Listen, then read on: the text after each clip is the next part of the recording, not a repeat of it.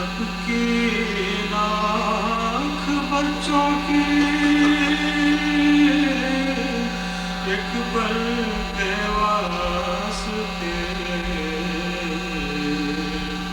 سوتا رہا سکون سے ستم گرتا مرا سوتا رہا سکون سے ستم گرتا دو چاند تھے جو موت کی منزل میں آ گئے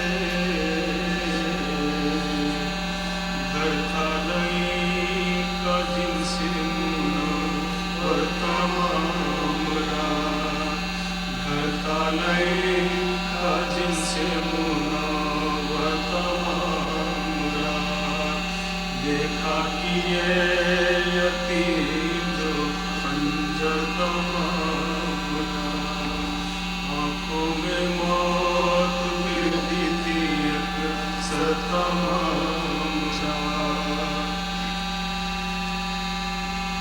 پردیس میں مسلم کے یتیموں پر جفا ہے دریا کے پے فتح عدولے کے چلا ہے چھوٹا تو بڑے بھائی کا منہ دیکھ رہا ہے زور اس کو مدد کا نہیں مشغول پکار زور اس کو مدد کا نہیں مشغول پکار بے رحم کے قابو میں ہے دونوں کے پالے ہر سو نگاہ ہے کہ کوئی آ کے بچا ہر سو نگاہ ہے کہ کوئی آ کے بچا لے چھوٹے کو بڑا بھائی ہے بڑھ بڑھ کے بچاتا ہر بار ہے مصحف کی طرح بیچ میں آتا رو دیتا ہے کچھ کہنے کا موقع نہیں پاتا بے ساختہ ایک بار زباں پر ہے یہ نام بے ساختہ ایک بار زباں پر ہے یہ لاتا سنہا غریبوں کا خدا کے لیے دم لے اب ہم تیرے گھر میں کبھی آئے تو خساں اب ہم تیرے گھر میں کبھی آئے تو خساں کچھ گھر میں چین نہیں پایا ہے ایسا توڑا ہے فقط پانی سے باہر کئی دن کا خدا نہیں کی تیری زوجانے تمنا حجرے میں نمازیں پڑھی اور کیا حجرے میں نمازیں پڑھی اور کیا ہم بچے ہیں تو اپنی بزرگی پر عمل کر تقصیر جو کچھ ہم سے ہوئی ہے تقصیر جو کچھ ہم سے ہوئی ہے یہ جرم ہے بن پوچھے جو آئے ہیں تیرے گھر حجرے میں رہے شب کو بھی بیدار برابر کرتے پھٹے کے سکھچے سیلی لگی ہم پر تکلیف بہت دے چکا آپ چھوڑ ستا تکلیف بہت دے چکا آپ چھوڑ ستا جنگل میں کہیں بیٹھ کے ہم روئے گزارے منہ کر کے تیرے گھر کو نہ آپ سوئیں گے منہ کر کے تیرے گھر کو نہ آپ سوئیں گے سنتا نہ تھا مظلوموں کی ایک بات ستم گر دیتے تھے ندا زوجہ حارث کو یہ بات یہ جانتے تو ہم کبھی آتے نہ تیرے گھر مہمانوں کو اپنے تو بچاتی نہیں ماں مہمانوں کو اپنے تو بچاتی نہیں ماں چھڑوا دے کے پکڑے ہوئے زلفوں کو عدو ہے اماں نہیں بابا نہیں جو کچھ ہے سب تو اماں نہیں بابا نہیں جو کچھ سو تو ہے بالوں کو بکھیرے ہوئے وہ مومنات کی ساتھ مظلوموں کو ظالم سے چھڑاتی تھی وہ ذات کہتی تھی خدا کے لیے کیا کرتا ہے بذات کے پاؤں پہ سر رکھتی تھی کہ باندھتی تھی پاؤں پہ سر رکھتی تھی کہ باندھتی تھی ہاتھ بس بس کے زمین اب تو ہلی جاتی ہے ظالم ذرا مجھے سر ننگے نظر آتی ہے ذرا مجھے سر ننگے نظر آتی ہے ظالم نے تحقیر کیا زوجہ کو اس یا فاطمہ کہہ کر ہوئے زہرا پہ وہ قربان دریا پہ عدو لایا انہیں پکڑے گریباں تیر غلام حبشی کو وہاں کہتے غلام حبشی کو وہاں غصے سے کا دونوں کو انگلی سے دکھا کر کاٹنے ساری کے کنارے پہ لے جا کاٹنے ساری کے کنارے پہ تو جا تلوار کو چمکا کے بڑا وہ حبشیاں یہ تیز تلے سر کو جھکا کر ہوئے ہمراہ لکھا ہے کہ تھا وہ حبشی مرد حقادار رستے میں خطاب سے کیا دونوں نے ناگا ہم شکل بلال شاہ لولاد کا تو ہے سچ کہتے پیغمبر کا موئے بھائی کے ادو سچ کہتے پیغمبر کا موئے بھائی کے ادو وہ بولا نبی پر سے نگاہوں بدلو جا چپکے سے کہا دونوں نے اب ہم ہوئے حیران فطرت کا تو باطل ہے نبی پر سے ہے قربان وہ بولا پیغمبر کے عزیزوں میں ہو تم تفسیر ہوئی توبہ یہ پہلے نہ سنا تھا حارث کا برا ہو مجھے واقف نہ کیا حارث کا برا ہو مجھے واقف نہ کیا تھا پھر غصے سے حارث کی طرف پھینکی تلوار دیوار لگائے وہ دریا کو ہوا پار حارث نے کہا ہو گیا آقا سے تو بیزار وہ بولا خدا سے تو نہیں گر گیا زنہار کیا حکم خدا سے بھی تیرا حکم سوا ہے میں تجھ سے پھرا ہوں کہ خدا تجھ سے پھرا میں تجھ سے پھرا ہوں کہ خدا تجھ سے پھرا ہے فرزند کو دی حارث ملون نے تلوار اور بولا کہ سر کاٹیں دونوں کا اعتبار وہ بولا کہ مجھ سے یہ نہیں ہوئے گا زنہار یہ تو ہی ہے بدبخت سیارو جفاکار حارث تو ابتدائی کس کا شکیے ازلی ہے ماں فاطمہ ہے مومنوں کی باپ علی ماں فاطمہ ہے مومنوں کی باپ علی تو کون ہے ظالم نظر آئے تجھے کیوں کر لے دیکھ نبی روتے ہیں دریا پہ کھلے سر یہ سن کے اٹھا ہر سے ملونوں ستمگر ظالم نے کہا مجھ کو نہیں خوف پیا ظالم نے کہا مجھ کو نہیں خوف پیا تلے دونوں برادر کو بٹھا کر سر کاٹا بڑے بھائی کا چھوٹا چھوٹے کو دکھا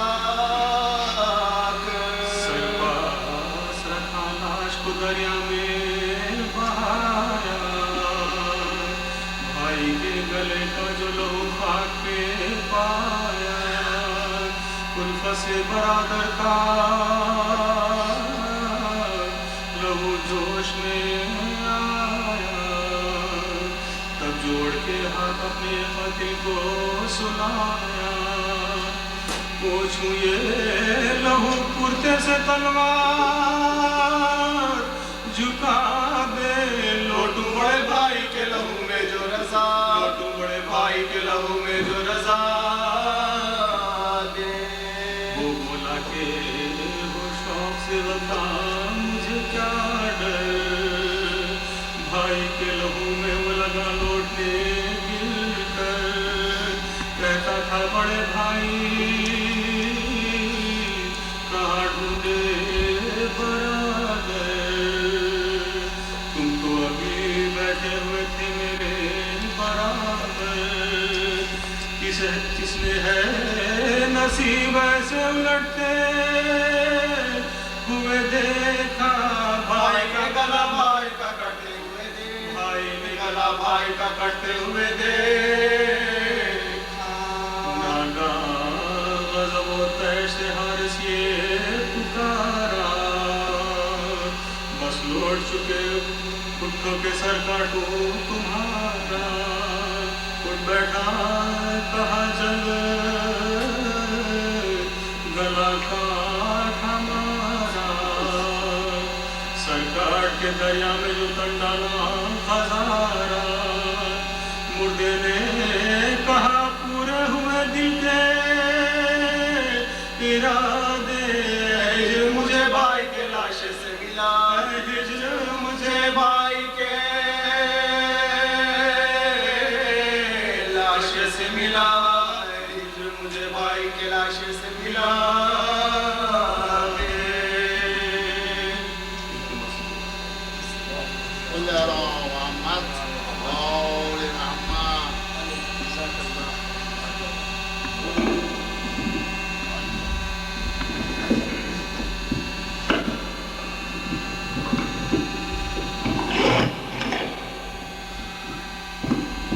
Assalamu alaikum. I just have a couple of announcements.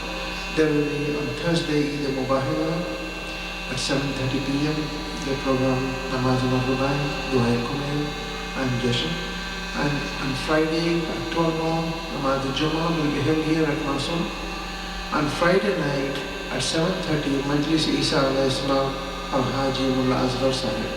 Please make sure you tell your friends as much as possible. And that Majlis starts at 7:30 p.m. Bismillah.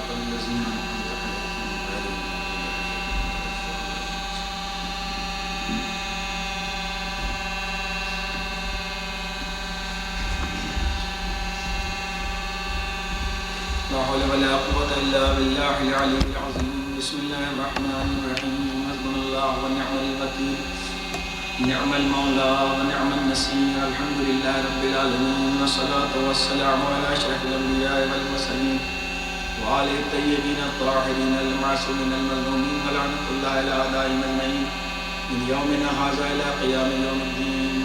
أما بعد، فقد قال الله سبحانه في كتابه المبين وهو أصدق الصادقين وقوله الحق. بسم الله الرحمن الرحيم. ألم يجدك يتيما فآوى. صلوات قرآن مجید میں اللہ رسول اسلام کو اپنے کرم کا اور اپنے لطف کا ذکر کرتے ہوئے ان سے کہہ رہا ہے، یوں تو اس لیے کہ ہر انسان اللہ کے ہی کرم اور اللہ کے رحم کا محتاج ہے، چاہے کوئی بھی سب اللہ کے ہی بارگاہ میں ہمیشہ سجدے سے، چاہے ہم ہوں، چاہے انبیاء ہوں، چاہے معصومین، سب اللہ کی ہی عطا کیے ہوئے اور اللہ کی طرف سے آئے ہوئے ہادی، ائمہ معصومین اللہ کی طرف سے آئے ہوئے ہادی۔ بس کیا بڑا فرق یہ ہے کہ ہم خاکی ہیں، ہم خاکی ہیں، وہ نوری ہیں اور وہ معصوم ہیں۔ یعنی وہ واجب و ممکن کے درمیان میں ایک وسیلہ ہے، اور انہی کی محبت میں اللہ نے ہر چیز پیدا کی ہے۔ یعنی اللہ یہ کہہ رہا ہے کہ علم یجد کا یتیماً فآویٰ، کیا ہم نے جب تم کو یتیم پایا تو کیا ہم نے تمہیں سہارا نہیں دیا؟ تو اس کا مطلب یہ ہے کہ رسول اسلام کی جیسی شخصیت کے لیے جنہوں نے ان سے بڑا علم و ادب میں کوئی نہیں ہوا ہے، یتیمی ایک اتنی بڑی چیز تھی کہ اللہ کو باقاعدہ یہ کہنا پڑا کہ جب تم یتیم ہوئے تو ہم نے براہ راست تم کو سہارا دیا اور تم کو دعوت دی۔ اتنی بڑی چیز ہوتی ہے۔ اور اللہ نے وقت قرآن میں تذکرہ کیا، جیسا کہ میں نے آپ کے سامنے آیت پڑھا۔ اور یوں بھی انسان کے لیے اس دنیا میں آنے کے بعد جو متعلقات ہوتے ہیں، ایسا تو نہیں ہے کہ انسان یہ کہے کہ اس کا اثر اس کے اوپر نہیں ہوتا، بلکہ اثرات تو ہوتے ہیں، لیکن اپنی قوت ارادی اور اللہ کے بھروسے پر، قوت ارادی اور قوت الہی سے ان حالات کا مقابلہ کرنا انسان کا فرض ہوتا ہے، اور یہ انسان کی بلندی ہوتی ہے۔ مثلا ایسا تو نہیں ہے کہ میں یہ کہوں کہ اگر میرے پاس میں نے $1,00,000 جمع کیا اور وہ غائب ہو گیا، میں آپ سے کہوں مجھے کوئی افسوس نہیں، یہ ایک منزل ہے، لیکن وہ ہر ایک آدمی کے لیے وہ منزل نہیں ہوا کرتی۔ وہ انبیاء و مرسلین کی منزل ہے یا خدا کے خاندانوں کی منزل۔ یہ انسان کو بہرحال اس کا افسوس ایک وقتی طور سے تو ہوتا ہی ہے، بلکہ ہوتا ہے انسان جب انسان بن کے آیا ہے تو اس کو تمام تکلیفیں ہوں گی۔ اگر کسی کے اولاد کو خدا نخواستہ کچھ ہو جائے، کوئی مصیبت آئے تو اسے تکلیف تو ہوگی، اگر تکلیف نہ ہوتی تو کوئی مصیبتوں کا ائمہ معصومین کی تذکرہ کیوں ہوتا؟ تو اس لیے ایسی تو ان کو کوئی ایسا تو نہیں کہ یہاں آنے کے بعد کوئی احساس نہیں تھا، جب وہ انسان کی شکل میں آئے تھے، سب سے بڑے انسان تھے، تو ان کو ان چیزوں کی تکلیف بھی ہوتی تھی۔ ایسا تو اگر ہم سوچتے ہیں ٹھیک ہے ان کے نزدیک کوئی تکلیف نہیں، ایسا نہیں۔ اسی لیے انبیاء کے اندر آپ سنتے ہیں کہ انبیاء 1,24,000 اور نبی 313، اور اس میں اولو العزم 5۔ عزم کے معنی ہوتے ہیں ول پاور، یعنی جو اپنے مخصوص ول پاور کے مالک تھے، عزم ارادہ، جن کا ول پاور، جن کا ارادہ اتنا مضبوط تھا کہ اللہ 1,24,005 کو چننا پڑا، اس میں یہ خاتم النبیین ہے کہ جن کے ارادے اور ول پاور میں کوئی کمی نہیں آئی، اللہ کے راستے میں دشمنوں کا مقابلہ کرتے ہوئے اور اللہ کے دین کو پھیلاتے ہوئے۔ یہ انسان کا کمال ہے کہ اس ارادے سے وہ تمام چیزوں کو کچل دے، جو بھی اس کو غم دنیا کا آئے اس پر وہ حاوی ہو۔ بس اسی ارادے کا اللہ نے امتحان لیا، اور جناب ابراہیم بھی اس کے اندر ہے۔ اور جناب ابراہیم آپ سنتے ہیں بقرعید کا مہینہ اپنے، جب جناب ابراہیم نے جناب اسماعیل سے یہ کہا کہ میں نے خواب میں یہ دیکھا انی اری فی المنام اذبحک، میں تم کو ذبح کر رہا ہوں، اللہ کی طرف سے یہ حکم آیا۔ تو جناب اسماعیل بھی نبی تھے، انہوں نے پلٹ کے جواب دیا کہ یا ابت افعل ما تؤمر، اے میرے بابا جان آپ کو جو کچھ کہا گیا ہے آپ اسے کر کے دکھا دیجیے۔ ستجدنی انشاءاللہ من الصابرین، انشاءاللہ آپ مجھ کو صبر کرنے والوں میں پائیں گے۔ تب دیکھیے یہ امتحان کوئی ایک کا نہیں تھا، امتحان دونوں کا ہو رہا تھا۔ یعنی جناب ابراہیم کا امتحان یہ تھا کہ وہ بیٹے کو لٹا کے ذبح کر دے، اسماعیل کا امتحان یہ تھا کہ وہ اس کمری کے اندر ذبح ہونے کے لیے بیٹھ جائے۔ تو کبھی کبھی ایسا ہوتا ہے کہ دو معصوموں کا ایک ساتھ ایک ہی عمل میں امتحان ہو جایا کرتا ہے، لیکن رسول کی وہ زندگی ہے کہ جس زندگی کے اندر پورے انبیاء کے تمام واقعات سمجھے ہوئے ہیں۔ ایسا امتحان یہاں بھی ہوا کہ شب ہجرت جب مولا کائنات سے رسول خدا نے یہ کہا کہ تم میری جگہ پہ سو جاؤ، کیوں سو جاؤ؟ کہا اس لیے سو جاؤ کہ اللہ کا حکم آیا ہے اور دشمنوں نے رات کو یہ پلان بنایا ہے کہ ہم مجھے قتل کر دیں، تم میری چادر اوڑھ کر سو جاؤ۔ تو اپنے بھائی کو جس کو سب سے زیادہ رسول عزیز رکھتے ہیں، اسے ایسی جگہ پر جہاں کے اوپر شہید ہو جانے کا خطرہ ہے وہاں لٹانا رسول کا امتحان تھا، اور اس جگہ جہاں اپنی جان کے جانے کا خطرہ ہے وہاں لٹ جانا علی کا امتحان تھا۔ صلوات بھیجنا تو امتحانات اس طریقے سے دونوں امتحان ہوتے، کبھی کبھی دو امتحان بھی ہوتے ہیں۔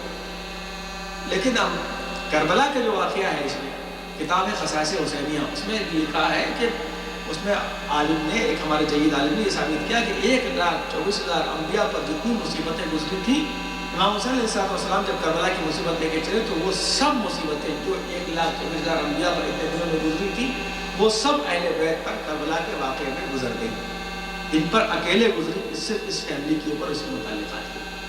تمام وہ الگ الگ، جیسے جناب یوسف قید میں رہے تو ان پر قید ہوا یا آ رہے، پوری تفصیل نہیں بیان کرنی، پورا خصائص حسینیہ میں کہ حسین کی خصوصیت ہے۔ پہلے تو اب تو کل کے بعد جو بھی دن ہوگا وہ اس سال کا آخری دن ہوگا، اور اس کے بعد انشاءاللہ شب رات ہوگی۔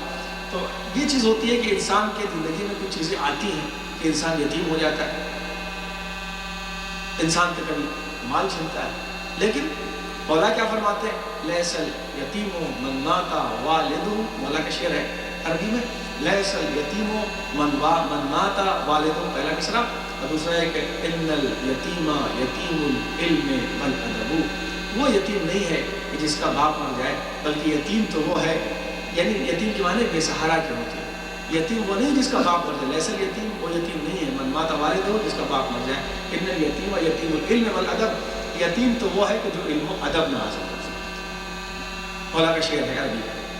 تو معلوم ہوا کہ انسان کے لیے یہ کہ وہ علم اور ادب حاصل کرے، اور یہ اس کے لیے وہ ہے کہ اس کا مطلب سب سے بڑا سہارا کیا ہے؟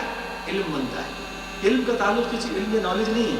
میں ایک دن آپ کے سامنے، لوگ کہتے ہیں کہ علم ترقی دیتا ہے، میں ایک دن انشاءاللہ کل پرسوں کے مجلس میں اگر مجھے یاد رہا کہ سب سے زیادہ دنیا کو علم نے برباد کیا ہے، اس دنیا میں جتنی بربادی ہے سب کی بنیاد علم ہے۔ یہ انشاءاللہ پرسوں آپ کے سامنے پڑھیں گے، کیونکہ اس کی جلوس میں مجالس ہو رہی، چونکہ ملا اصغر صاحب کی مجلس ہے، اور ملا اصغر صاحب نے جتنی بے مثال خدمات انجام دی ہیں، وہ ایک یعنی ایسی شخصیت کا بھی پیدا ہونا یا ملنا مشکل، ناممکن نہیں تو مشکل ضرور ہے، ناممکن تو کوئی چیز نہیں ہے، لیکن ایسی شخصیت تھی کہ میں انشاءاللہ ان کی مجلس پڑھوں گا آپ کے سامنے، تو بتاؤں گا کہ آپ کے سامنے کہ اور کس علم کی اہمیت ہے۔ علم سے مراد کہنے یہ سب سے بڑی چیز کہ اب تک اکیلے سب علم کہتے کسے، یعنی کون سا علم برباد کرتا ہے، کون سا علم ترقی۔ اسی لیے مولانا نے کہا علم کے ساتھ لفظ ادب بھی استعمال کیا کہ خالی علم وہ بیکار ہے کہ جس میں آدمی ادب نہ سیکھ سکے۔ توجہ فرمائی آپ کہ وہ علم نہیں ہے، علم کے نام پر جہالت کیا ہوتی ہے وہ الگ موضوع ہے انشاءاللہ تعالیٰ۔ تو اب آپ غور کیجیے کہ علم جس کو ہم علم کہہ رہے ہیں وہ علم نہیں ہے، علم وہ ہے جو اللہ سے انسان کو لے جا کر جوڑے۔ کوئی نالج اس وقت تک علم حقیقی یا قرآن کی نظر میں علم نہیں ہو سکتی جب تک کہ وہ انسان کو معرفت کے راستے سے نہ جوڑے، اور اگر وہ معرفت سے الگ ہے تو علم کیا چیز ہے، علم کو تو مالی چیز رکھتے ہیں، علم کیا لکھنے سے۔ تو خیر وہ موضوع میں بات آئے گی، تو مقصد یہ کہنے کا تھا کہ انسان اس کے ساتھ علم کے ساتھ ساتھ ادب بھی حاصل کرے، انسان مہذب بنے، جو علم کا مقصد ہے۔ جب تک اللہ سے نہیں جوڑے گی کوئی چیز، تو اس لیے اللہ نے کہا کہ قلیل من عبادی الشکور، ہمارے بچوں میں، ہمارے بندوں میں کم ایسے ہیں جو ہمارا شکریہ ادا کرتے ہیں۔ معلوم ہے کہ شکر کرنا ہمارا فرض ہے۔ تو جب آدمی کا علم اس سے مل جاتا ہے، اللہ سے، اس کی معرفت سے، تب جا کے وہ علم انسان کو، اس لیے کہ علم کا مقصد یہ ہے، سب سے پہلا علم کا مقصد یہ ہے کہ انسان اپنے آپ کو، اپنے نفس کو، خود کو، اپنی زندگی کو سنوارے۔ سب سے پہلے یہ مطلب ہے، سنوارنا یہ نہیں کہ آدمی کے بدن کو خالی آرام مل جائے اور آدمی سوچے کہ ہمیں سکون مل رہا ہے، ایسا نہیں۔ جب تک آدمی اس منزل پر نہ آئے یہ سوچے کہ ہمیں علم، ورنہ تو ائمہ معصومین کے ساتھ بیٹھنے والے جو دوسرے لوگ تھے وہ بھی تو علم حاصل کرتے تھے آخر، جو فرمایا آپ نے۔ اور علم کے معنی ہوتے ہیں لائٹ، روشنی کی۔ اگر ذہن میں تاریکی ہو تو وہ جہالت ہے، جہالت کے معنی اندھیرے کے ہوتے ہیں، عربی میں جہالت کے معنی اندھیرے کے ہوتے ہیں، ڈارکنس کے معنی ہوتے ہیں۔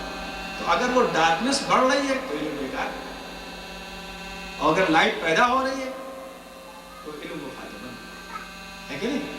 تو اب بہرحال یہ ہمارے ذہن میں رہنا ضروری ہے کہ علم حقیقی کسے کہتے ہیں، تاکہ ہم سمجھ سکیں کہ علم خالی ہم علم کا جھنڈورا نہ پیٹے اور اس علم کی طرف نہ بڑھتے رہیں جو علم ہم کو اور بے پردگی کی طرف اور اس کی طرف لے جا رہا ہے، اور یہی غلط راستے کی طرف جو محرم قریب ہے۔ میں چاہتا ہوں کہ اللہ ایسے کام دے لے کہ آپ کے ذہن ستھرے رہے اور باقی وہی میں، اور نماز نہ بھولیے گا، جو میں نے کہا تھا کہ وہ نماز اگر آپ نے بہت مختصر نماز ہے کہ بقرعید کے آخری میں اگر پڑھ لی تو شیطان سر پیٹتا ہے کہ سال بھر میں نے اسے بہکایا تھا، مگر اس نے آج میری ساری محنت کو عقارت کر دیا، اس کے سارے گناہ معاف کر دیے۔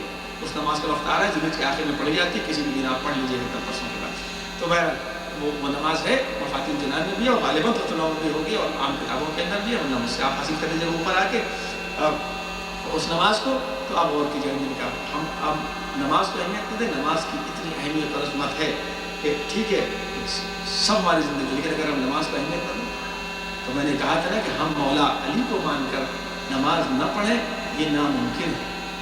اس لیے کہ جو آدمی جسے چاہتا ہے وہ اس سے محبت کرتا ہے، اور جس سے آدمی چاہت کیا چیز ہوتی ہے، چاہت کے معنی محبت، چاہنا مطلب وہ چیز مجھے مل جائے، آپ چاہ رہے ہیں یہ میں چائے پی لوں یعنی میرے قریب آ جائے، ہے نا؟ ہم اس کو چاہتے ہیں. آپ کو کیا چاہیے؟ ہمیں پیسہ چاہیے. پیسہ چاہیے کا مطلب پیسہ ہمیں مل جائے.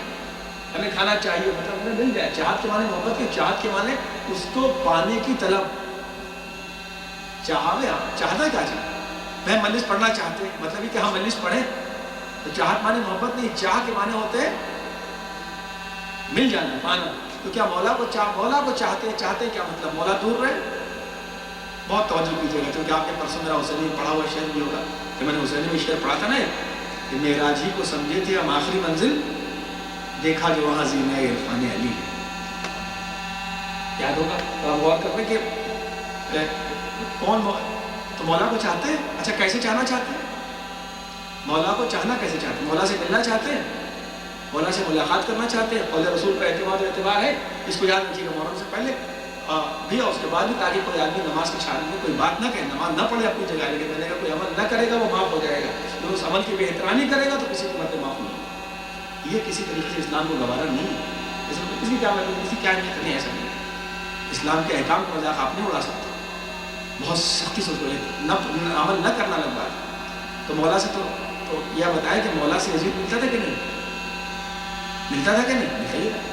ملاقات نہیں کرتے تھے دشمن. مولا علی بس اسے یاد رکھیے گا. کیا مولا علی سے شیخ نے ملاقات نہیں کی تھی؟ کیا مولا علی سے ابن ملجم نے نہیں باتیں کی تھی؟ نہیں ملا تھا یا ملنا نہیں چاہتا تھا؟ ملنا کون نہیں چاہتا تھا مولا علی سے؟ بڑے بڑے عیسائی، پڑھے لکھے لوگ، بڑے بڑے یہودی آتے تھے بھائی حضرت علی سے ملاقات ہو جائے، اس کو علم مل جائے. آتے تھے کہ نہیں لوگ آتے؟ تو ملتے سلمان و ابوذر بھی تھے اور ملا ابن ملجم بھی تھے. دونوں مولا سے ملاقات کرتے تھے. آج بھی دنیا میں کس کو ملنے کی خواہش نہیں؟ مولا علی آ جائے. کلنٹن کیا مولا علی سے ملنا نہیں چاہے گا؟ گوربچیف کیا مولا علی سے ملنا نہیں چاہے گا؟ چاہے گا کہ نہیں چاہے گا؟ اگر مولا علی جیسی شخصیت آ جائے جو کہے کہ سلونی جو پوچھنا ہو پوچھو. جو کا مطلب وہی اس کے آگے ایکسیپشن نہیں ہے کہ یہ نہ پوچھو. جو کا دروازہ اتنا بڑا کوئی نہیں کھول سکتا. سلونی جو چاہو پوچھو. جو چاہو پوچھے گا. سائنس یہ وہ فزیکل جو بھی. جو کا مطلب کوئی دنیا میں کہیں نہیں سکتا. جو انبیاء بھی نہیں کہہ سکتے رسول خدا کو چھوڑ. یہ جو اتنا بڑا ہے طریقہ. سلونی جو چاہو پوچھو. جب کہیں گے کون نہیں ملے گا؟ اگر ہر آدمی ملنا چاہے گا. اٹل بہاری واجپئی نہیں ملنا چاہے گا. اگر آیت اللہ خامنئی ملنا چاہیں گے، آیت اللہ سستانی ملنا چاہیں گے، ہے نا، آیت اللہ بہجت ملنا چاہیں گے، آیت اللہ ناصر مکارم شرعی ملنا چاہیں گے، ہمارے جیسے فقیر ملنا چاہیں گے، تو کیا یہ لوگ ملنا نہیں چاہیں گے؟ سبھی آگے ملے. تو سب مولا سے ملاقات جیسے کرتے تھے آج ہی ملاقات کریں. لیکن ایک مولا سے ملاقات کا راستہ ایسا ہے جس میں علاوہ مومن کے کوئی ملاقات نہیں کر سکتا، اور وہ ہے نماز. اب کہیں گے آپ کیسے؟ میں پڑھ چکا ہوں آپ کی خدمت میں کہ جب رسول خدا معراج میں گئے تو رسول خدا کو جب لوگوں نے مبارکباد دی کہ آپ کو معراج ملی یا رسول اللہ، آپ کو معراج نصیب ہو گئی، مبارک ہو گئی. رسول اللہ کیا معراج کے محتاج تھے؟ جس کو ٹھوکر لگا دے اسے معراج مل جائے. معراج تو اس کی تھی جو رسول سے مل رہا تھا. جس فرشتے نے مسافہ کیا اس کو معراج ملی. جس چاند پہ قدم رکھ دیا اسے معراج ملی. جس سورج پہ قدم رکھا اس پر معراج ملی. جس جنت میں گیا اسے معراج ملی. بڑے آدمی سے ملنا چھوٹے کی معراج ہوتی ہے، بڑے کی معراج تھوڑی ہوتی ہے. معراج عروج سے بلندی. رسول کی معراج تو تھی اپنی کہانی. میں معراج لینے نہیں گیا تھا، میں معراج تمہارے لیے لے گیا. جب کہا معراج لے کے آیا ہوں تو میں ہمیشہ ایک بات کہتا ہوں، جب رسول اللہ اور رسول اور اس کے خدا نے معصومین نے کوئی بات کہہ دی تو سوچے کہ کہی ہے تو وہ پرفیکٹ ہوگی. یاد ہوگی لگے تو لگے ہوتی تھی. میں سوچنے لگا اللہ نے جب یہ کہا تو یہ ہوگا. یاد ہے نا؟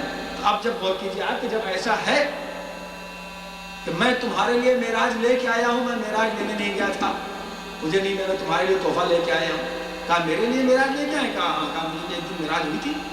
ایک دن نہیں تو روز معراج ہوگی. اور روز معراج نہیں ہوگی، دن میں 5 مرتبہ کم سے کم ایٹ لیسٹ معراج ہوگی. کہا رسول اللہ ہو کیا؟ کہا کہ الصلاۃ معراج المومن. نماز مومن کی معراج ہے. نماز مومن کی معراج ہے. اور اسی لیے کہا کہ میں وہاں گیا تھا اور ایک کمان اور یا اس سے کم کا فاصلہ، 2 کمان یا اس سے کم کا فاصلہ تھا. تو سنا ہے 2 کمان یا اس سے کم کا فاصلہ تھا. تقریباً جب 2 کمان یا اس سے کم کا فاصلہ تھا تو کہا تمہارے لیے بھی لے کے آیا ہوں. جب ایک سجدہ کر کے اٹھتے ہو اور جب دوسرے سجدے میں جاتے ہو تو 2 کمانیں بنتی ہیں. کمان جانتے ہیں؟ 3 کمان. 2 کمانیں بنتی ہیں اور جب دوسرا سجدہ پہلی رکعت کے بعد مومن کر لیتا ہے تو اللہ اور اس کے درمیان سے 2 کمان یا اس سے کم کا فاصلہ رہتا ہے. اس کی روح وہاں معراج کو لیتی ہے. اور جو فرمایا اپنے نماز کی اہمیت، اور جب اس کے نام معراج پر اس کی روح رہتی ہے، اسی لیے کہا گیا، اسی لیے السلام علیکم جو کہتے ہیں السلام علیکم ورحمۃ اللہ وبرکاتہ، یہ اس لیے کہا جاتا ہے کہ جب آدمی کوئی سفر سے واپس آتا ہے، جیسے کوئی آدمی باہر سے آتا ہے سلام کرتا ہے، تو وہ مومنین کو فرشتوں کو اس لیے سلام کیا جاتا ہے کہ ہم یہاں تھے کہاں، ہم تو وہاں گئے ہوئے تھے، اب فرشتے تھوڑی ہمارے ساتھ گئے تھے، اس لیے کہ جبریل رک گئے تھے معراج میں، جبریل رک گئے تھے تو ہم وہاں سے آ رہے ہیں معراج سے، اس لیے پلٹ کر کہا کہ جب آدمی السلام علیکم، ہمارے یہاں شیعوں میں بھی ایسا نہیں ہے کہ اہل سنت میں ہماری کیا مستحب ہے کہ دو ذرا سا نظر ایسے کر لے، تو فرشتوں کو سلام کرتے ہیں کہ ہم تو تم سے چھوٹ کے گئے تھے سفر میں، اب ہم معراج کے سفر سے واپس آتے ہیں، تمہارے اوپر سلام ہو، یہ سلام کا مقصد نماز کی۔ تو اب جب وہاں گئے تھے رسول خدا تو آواز کس کی آئی تھی؟ مولا علی کی آواز آئی تھی نا، اور کندھے پر ہاتھ مولا علی کا محسوس کیا تھا، تو اگر کوئی دل سے نماز پڑھے گا تو حقیقت میں وہ مولا کا ہاتھ اپنے کندھے پر محسوس کرے گا، یہ میری بات یاد رکھیے۔ اگر کوئی مکمل نماز پڑھے گا معرفت کے ساتھ تو وہ اپنے کندھے پر مولا کی طاقت کو محسوس کرتا ہے، وہ کرے گا، جب کرے گا مولا کی طاقت کا ہاتھ۔ آپ بتائیے کہ جب آدمی پہلے کافر مشرک کوئی بھی مسلمان بنے گا، مسلمان بن کے مومن بنے گا، مومن بننے کے بعد جب نمازی بنے گا تب جا کے اسے پا سکتا ہے، اور یہ علی کی ملاقات وہ ہے کہ جب تک مومن نمازی نہ بنے کوئی آدمی نہیں پا سکتا۔ تو اس طریقے سے علی سے ملاقات کرو کہ جہاں شیور نہ پہنچ سکے، یزید نہ پہنچ سکے، مسلمان نہ پہنچ سکے، مومن نہ پہنچ سکے، نمازی خالی پہنچ سکتا ہے۔ صلوات بھیجو محمد ملاقات اس طرح علی سے کون ملنا دے، ایسے تو ملتے ہو عام طریقے سے جیسے علی کے لیے آئے تھے۔ علی سے یوں ملاقات کرو کہ علی کی ملاقات کا لطف معلوم ہوتا، تمہیں معراج ملے گا، معلوم معراج علی کی ملاقات ہے۔ اور جو فرمایا یہ اہمیت ہے نماز کی، چونکہ باپ نے بھی آخر وقت میں یہی کہا تھا، جناب مسلم نے بھی، کہ نماز پڑھنے دیں گے مجھے، بس تم لوگ اپنے کو مسلمان کہتے ہو، نماز پڑھنے میں مجھے ضرورت ہے۔ 2 رکعت نماز پڑھی تھی اور بڑی جلدی نماز پڑھی تھی، اور جلدی نماز پڑھنے کے بعد یہی کہا تھا کہ پروردگار تو گواہ رہنا، اس لیے کہ میں پروردگار تو گواہ رہنا کہ میں نے اتنی جلدی کی زندگی میں نماز نہیں پڑھی ہے، لیکن چونکہ تیرے دین کو بچانے کے لیے بہادری بھی ضروری ہے، اس لیے آج جلدی نماز اس لیے پڑھ رہا ہوں تاکہ ظالم میرے سمجھے کہ میں موت کے ڈر سے نماز میں دیر لگا رہا ہوں۔ اور اس کے بعد جب دونوں بچوں نے بھی آخر وقت میں کچھ مانگا تو یہی کہا کہ مجھے 2 رکعت نماز پڑھنے کی ضرورت ہے۔ اللہ عظمت نماز، انسان سوچ نہیں سکتا کہ نماز کی اہمیت اور عظمت کیا ہے۔ اگر سب کچھ لٹا دیا آدمی ایک وقت کی نماز بچانے کے لیے، اپنی زندگی بھر کی دولت جتنا آپ نے جمع کیا ہم نے بینک میں لٹا دے، تو اس وقت کے لیے وضو کا پانی مل جائے تو کم ہے آدمی کا توکل کر۔ لیکن نماز پڑھنے والے ایسے تھے کہ مقدس اردبیلی جاتے ہیں صبح نماز پڑھنے، اسی لیے ان کو مقدس اردبیلی کہا جاتا ہے، کیونکہ جو ہمارے عالم جو صفات تھی اسی لحاظ سے اس کو جو تقدس ان کا بہت منزل پر تھا، بڑے مقدس تھے۔ آپ نے نام سنا ہوگا ہمارے بہت جدید عالم، ان کو مقدس کہا جاتا تھا، یعنی بالکل ہولی، ان کا لقب ہی تولی، کسی عالم کا ہمارے امام زمانہ سے لے کے اب تک مقدس لقب نہیں ہے، ان کو لفظ مقدس کا خطاب ملا تھا۔ مقدس اردبیلی کو کہا جاتا تھا کہ ان کے لیے کچھ انہوں نے خصوصیت رکھی تھی، بہت احتیاط برتتے تھے اپنے اعمال میں، کہ جب وہ کربلا جاتے تھے تو بس اتنی دیر تک رہتے تھے، یہ تو کربلا ملا پڑھ، لیکن اس شہر میں کبھی آپ بغیر وضو کے نہیں رہتے تھے، جب تک رہتے تھے باوضو، ورنہ کربلا سے باہر نکل آتے تھے، بس جب تک رہتے تھے با طہارت۔ کبھی آپ کربلا کے علاقے کے اندر جب تک رہے کبھی ایسا نہیں ہوا کہ آپ کبھی جیسے انسان کو پیشاب وغیرہ ضرورت پڑتی ہے تو کربلا کے علاقے میں باہر نکل آتے تھے کربلا سے۔ ایک بار جا رہے تھے زیارت کرنے یا حج کرنے، کسی نے خط دے دیا، کرائے کا گھوڑا لیا تھا جس سے وہ جا رہے تھے، کہا کسی نے خط دے دیا کہ میرے خط فلاں کو دے دیجیے گا، وہ خط پہنچانا تھا، گھوڑا ہاتھ میں لے کے گئے، گھوڑے پر بیٹھے نہیں، کہہ رہے میں نے اپنے لیے اس سے گھوڑے کی اجازت لی ہے، اس خط پہنچانے کے لیے اجازت کیونکہ نہیں لی، اس لیے گھوڑے پر نہیں بیٹھا، اس لیے ان کو مقدس سے خطاب ملا تھا۔ صبح کی نماز کا وقت آتا ہے، جاتے ہیں پانی بھرنے کے لیے، پانی ملتا نہیں، دیکھا کنواں سے پانی بھرنے گئے، ان کو مقدس سے خطاب اسی وقت ملا تھا۔ ایک بار مشہور واقعہ ہے، آپ کے سامنے پڑھا ہوا سنا ہوا ہوگا بزرگوں کا، بچوں کے لیے ڈول ڈالتے ہیں، نکالتے ہیں پانی، اتنا بھاری پانی ہوتا ہے کہ نکلتا نہیں، جب نکالتے ہیں تو اس میں اشرفیاں بھری ہوئی ہیں، سونا چاندی بھرا ہوا ہے، پلٹ دیتے ہیں، کہتے ہیں مجھے وضو کا پانی چاہیے، نماز کے وقت جا رہا ہے، مجھے اشرفیاں نہیں چاہیے۔ پھر دوسری بار نکالتے ہیں، ویسے بھاری پانی نکلتا ہے، پھر دیکھتے ہیں اس میں اشرفیاں نکل رہی ہیں، اس کے اندر سونا اور چاندی نکل رہا ہے، پہلے بھائی پلٹتے ہیں، پھر کنویں کے اندر کہ مجھے پانی چاہیے، نماز کا وقت جا رہا ہے، لاہور اللہ ہے، پھر اشرفیاں نکلتی ہیں، بتائیے تو، اور اس کے بعد پھر پلٹتے ہیں، جب تیسری بار پانی نکلتا ہے تو آواز آتی ہے انت مقدس تم مقدس۔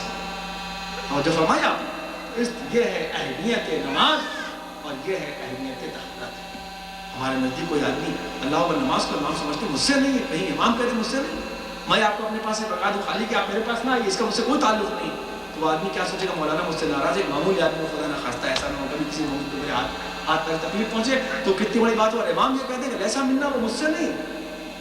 تو جس چیز سے اعلان کرے امام لیسا منا کا لفظ استعمال کرنے کہ وہ مجھ سے نہیں ہے تو کتنی بڑی بات ہو جائے. بس یہ نقطے آپ ذہن کے اندر رکھیں. اللہ ہم سب کو توفیقات میں اضافہ فرمائے. بس غور کیجیے جس وقت دونوں بچے تھے اور قید خانے کے اندر اس مصیبت میں بنائے مسلم سے چھوٹ گئے تھے. میں پڑھ نہیں سکتا اس مسائل کو کہ بس چند فکرے کہ اس اتنی اذیتیں دی گئی کہ دونوں بڑے بھائی کہنے لگے کہ اب ہمیں موت آ جاتی تو اچھا ہے. اس لیے کہ معلوم ہوتا ہے کہ ہماری موت قریب. دونوں بچے باتیں کر لے کہ ہم کو معلوم نہیں, ہم نے رسول خدا کو خواب میں دیکھا ہے. ایک مطلب دروغہ زندان جو تھا وہ دروازے پر بیٹھا ہوا تھا, وہ رسول خدا کا نام سنتا ہے.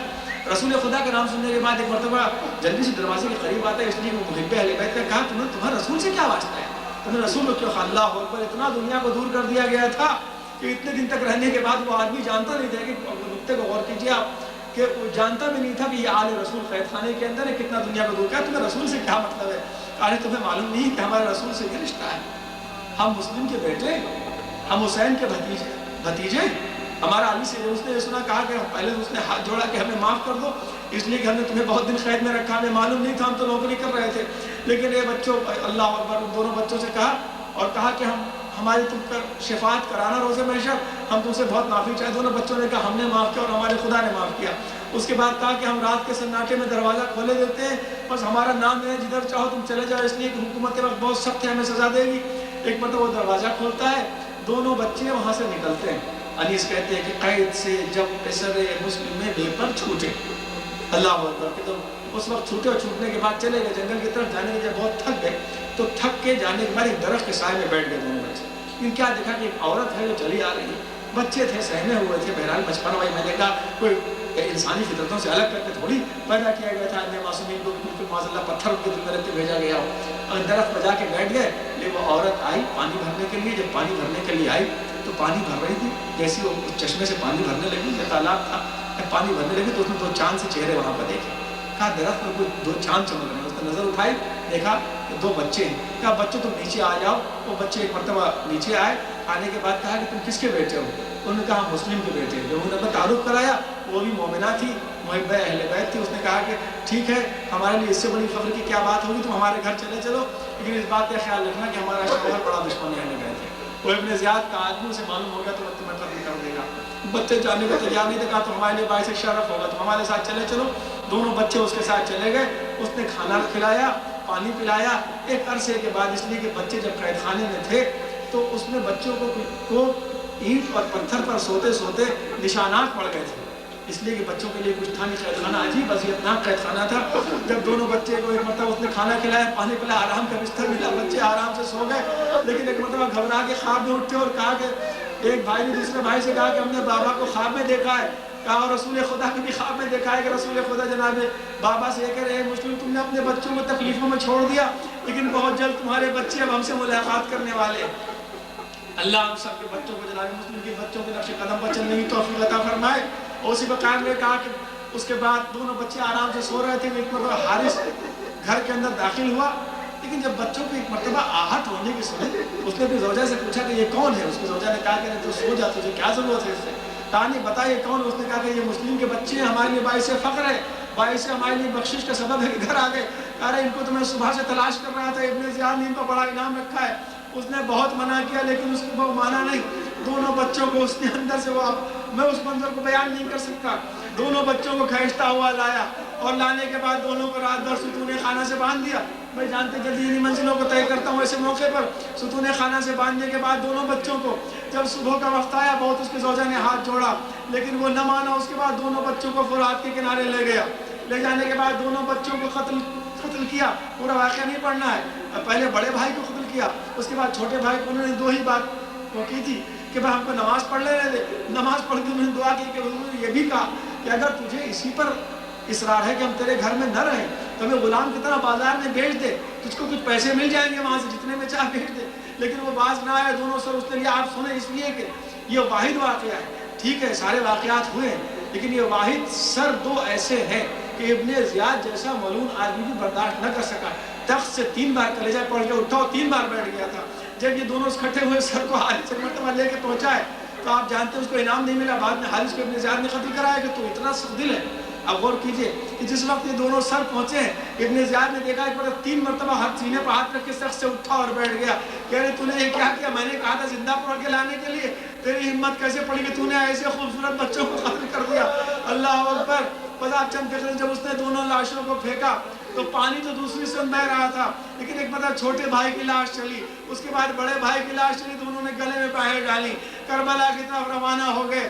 شاید یہ پیغام لے کے جا رہے ہوں کہ اے حسین میرے باپ نے بھی آپ پر جان قربان کر دی، میرے بیٹے نے بھی آپ پر جان قربان کر دی. بس ایک بات منزل اور سنے اور بات تمام. اس کے بعد ایک دن گزر گئے. بیوہ مسلم اپنے گھر کے اندر مدینے میں تھی. مدینے میں جب بہت دن گزر گئے، بہت دن گزرنے کے بعد جب ایک مرتبہ باہر سے آواز سنی کا معلوم ہوا کہ 2 چھوٹے چھوٹے امامے لے کر اور کچھ سامان لے کر کوئی ایک کوفے سے آیا ہے. ایک مرتبہ نکلی، کہا کس کے لیے لائے ہو؟ کہا نہیں 2 بچے مسلم کے مارے گئے تھے، ہم ان کی نشانیوں کو یہاں لے کے آئے ہیں. ماں کے سامنے 2 چھوٹے چھوٹے امامے رکھے. ایک مرتبہ ماں گر پڑی، اپنا شوہر یاد آ گیا جس کی لاش کوفے کے اندر پھرائی گئی، اپنے دونوں بچے یاد آ گئے جس کے لیے اتنے دنوں سے بیوہ مسلمہ صلی اللہ علیہ وسلم.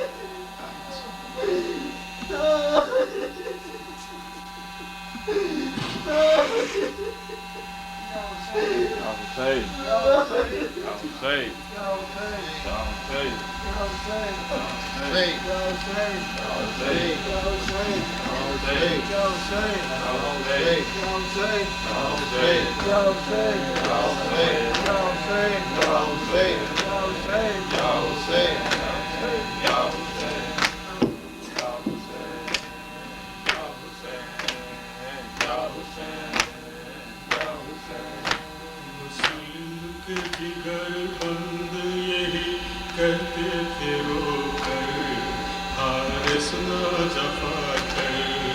مسلم کے جگر بند یہی کہتے تھے رو کر، حارث نہ جفا کر.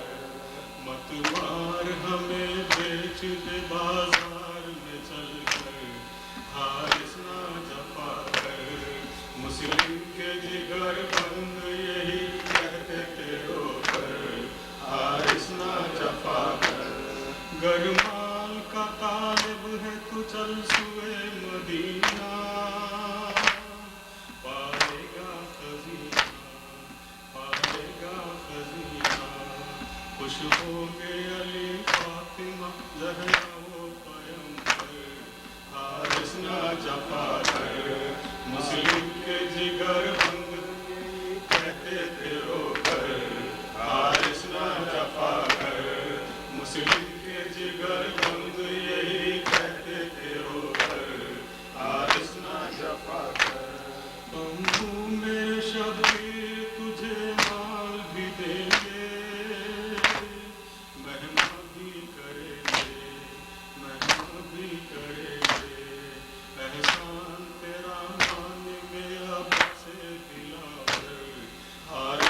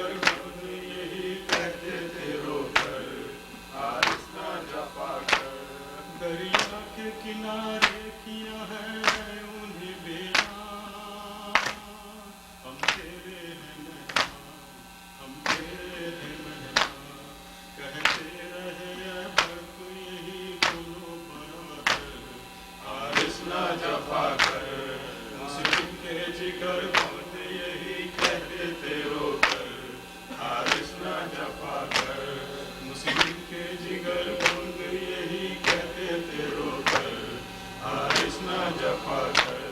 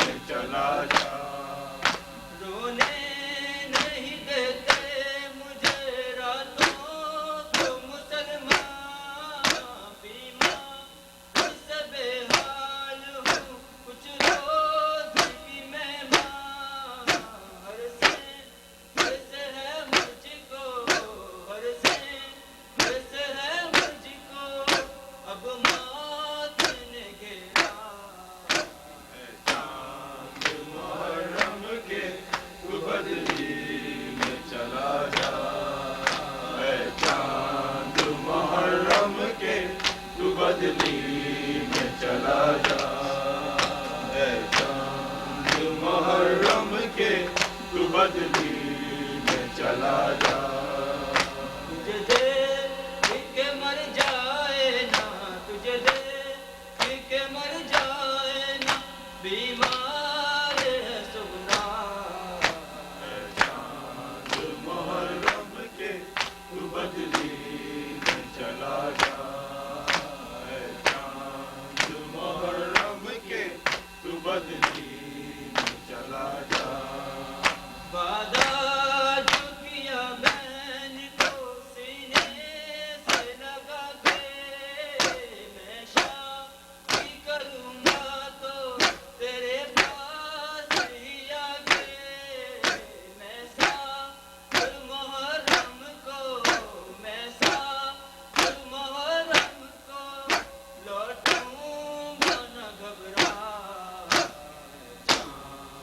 محرم کے تو بدلی میں چلا جا اے چاند محرم کے تو بدلی میں چلا جا اے چاند محرم کے تو بدلی میں چلا جا تجھے دیکھ کے مر جائے نا تجھے دیکھ کے مر جائے نا بیمار ہے سغرا اے چاند محرم کے تو بدلی میں چلا جا اے چاند محرم کے تو بدلی میں چلا جا بہنوں کا تو بھائیوں سے رشتہ ہی عجب ہے تم بھول گئے مجھ کو یہ کیسا غضب ہے اسلام پہ زندہ ہوں اسلام پہ زندہ ہوں دیکھوں تیرا چہرہ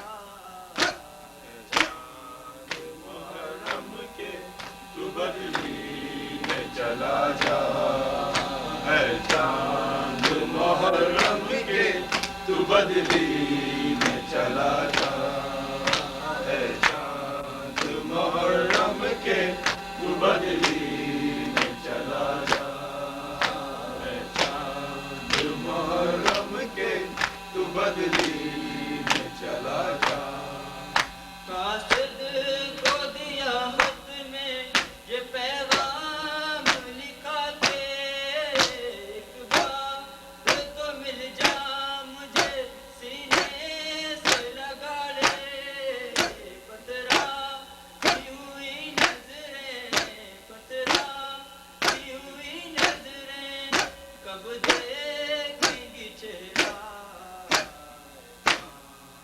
محرم کے تو بدلی میں چلا جا اے چاند محرم کے تو بدلی میں چلا جا اے چاند محرم کے تو بدلی میں چلا جا اے چاند محرم کے تو بدلی میں چلا جا سورا کے نصیبوں میں تو رونا ہی لکھا ہے سردار معصومہ کو ملی کیسی سزا ہے فتح جان اکبر کا فتح